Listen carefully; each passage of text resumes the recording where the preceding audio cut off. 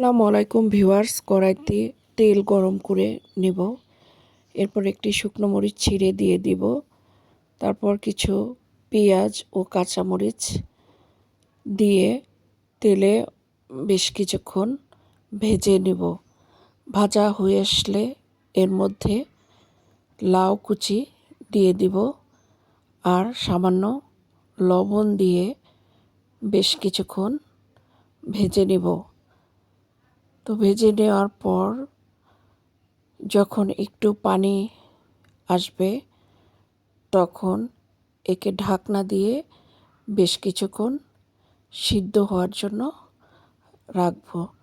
সিদ্ধ হয়ে আসলে ঢাকনা খুলে আবার বেশ কিছুক্ষণ ভাজা ভাজা করে নেব। এরপর ধনিয়া পাতা কুচি দিয়ে আরও কিছুক্ষণ ভেজে নেব।